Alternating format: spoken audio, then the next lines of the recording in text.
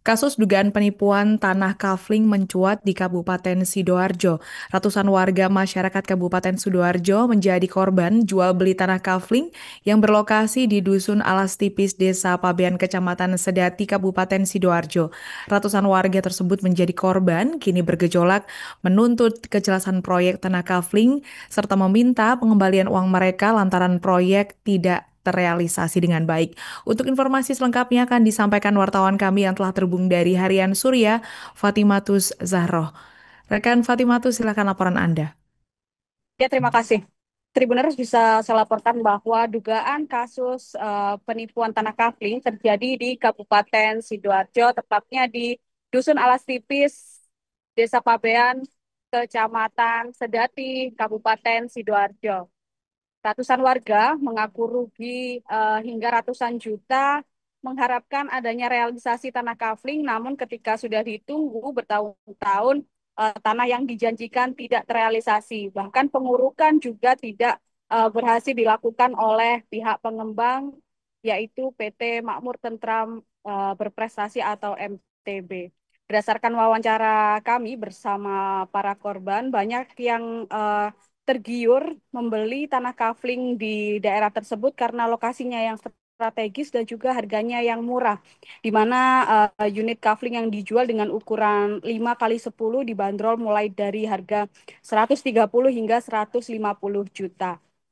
Masyarakat banyak yang melakukan pembelian di kafling tanah tersebut tanpa mengecek kelengkapan alas hak dari tanah yang dijual oleh PT MTB tersebut. Yang nyatanya belakangan diketahui bahwa tanah tersebut tidak dimiliki alas haknya oleh pihak pengembang, di mana tanah yang dijual masih atas nama ahli waris.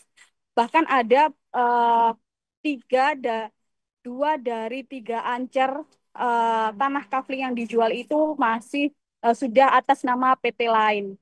Masyarakat merasa tertipu dan beramai-ramai mengadu ke desa Pabean, Kecamatan Sedati. Mereka mengeluhkan bahwa mereka telah tertipu ratusan juta, namun tanah yang dijanjikan tidak terrealisasi. Berdasarkan konfirmasi kami dengan para korban juga, mereka mengaku banyak yang tertipu juga karena ketokohan dari pemilik pengembang, di mana pengembang tersebut ketika memasarkan tanah kafling di alas tipis tersebut membawa-bawa nama besar Partai Golkar, di mana pemilik dari PT MTB tersebut yaitu Bapak Kurniawan Yuda merupakan pengurus dari DPD Partai Golkar Kabupaten Sidoarjo. Bahkan beliau juga pernah nyalek dan banyak turun ke masyarakat, eh, salah satunya juga untuk memasarkan tanah kafling yang ada di alas tipis tersebut. Kami juga melakukan konfirmasi ke pihak desa, tepatnya yaitu kepada Sekretaris Desa Sedati, ke Sekretaris Desa Pabean, yaitu Ibu Yasinta Dewi.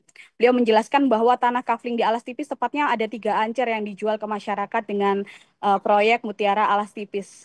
Di sana, dari tiga tersebut tidak ada yang dimiliki oleh PT MTB, di mana ini ada indikasi penipuan begitu karena di mana tanah yang dijual harusnya sudah atas nama PT.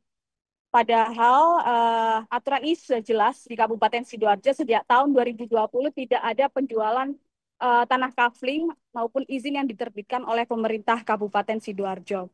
Aturan ini ada dalam Perbub atau Peraturan Bupati nomor eh, 18 tahun 2021 yang diperkuat juga dari Undang-Undang Nomor 1 tahun 2011 yang melarang adanya perizinan untuk tanah kafling. Adapun perizinan yang diterbitkan itu harus di 2020 ke bawah, di mana setiap perusahaan ataupun pengembang yang ingin menjual 5 bidang ataupun lebih harus mengajukan izin real tapak, di mana ketika dicek PT yang bersangkutan tidak pernah tercatat pengajuan untuk real tapak kepada Pemkab, padahal real tapak ini dibutuhkan untuk pengurusan alas hak nantinya kepada pembeli jika ada peralihan nama seperti sertifikat hak milik. Saat ini para pembeli bergejolak meminta uang kembali dari pihak pengembang, di mana mereka menuntut 100% pengembalian dana dari pihak eh, pengembang atau PT MTB. Sementara desa memberikan imbauan ke masyarakat agar ketika akan membeli properti seperti tanah ataupun rumah, diwajibkan untuk cek dulu ke desa minimal, dengan harapan mereka bisa diberikan informasi terkait kejelasan dari alas hak atau alas hak dari properti yang akan mereka beli. Minimal informasi kejelasan dari alas hak tersebut dimiliki oleh PT sehingga nantinya bisa aman untuk diperjualbelikan kepada masyarakat. Demikian yang bisa saya laporkan, kembali ke studio. Baik, terima kasih rekan Fatimah Zahro atas laporan Anda dan selamat bertugas kembali. Untuk melengkapi keterangan kami pemirsa, berikut wawancara bersama pihak terkait. Pada waktu itu saya dapat brosur di tahun 2022, kalau nggak salah ya 2022 itu saya dapat brosur, tapi setelah itu saya nggak langsung ambil. Setelah saya browsing nama PT, akhirnya itu di Google ya tercantum apa namanya istilahnya pemiliknya ini adalah pengurus partai pada saat itu di Sidoarjo, pengurus partai Golkar, sehingga kami yakin di samping juga harganya kan sangat murah. Iya, jadi dari awal kalau dari PT MTP sendiri masuk ke Desa Paben itu tepatnya di tahun 2021. Awal pengurukannya kebetulan di dusun kami yang ada di Dusun Monosari. Yang mana di awal pengurukan itu juga sudah ramai. Waktu itu masih Kepala Desa Ibu Dr. Haja Sriatun. Jadi sempat sampai Ibu Kepala Desa kami menegur kepala teknis pelaksana lapangannya mungkin ya saat itu untuk memberhentikan alat beratnya biar tidak beroperasi dulu selama memang legalitas kepemilikan haknya dilaporkan atau diberikan kepada pemerintah. Awalnya saya mendapat informasi atau promosi dari flyer. Akhirnya saya mengecek proyek tersebut di ASTP dengan SMP 4 Waru. Akhirnya singkat cerita saya bertemu dengan pihak marketing dari PT MTB dan diarahkan untuk akad di rumah.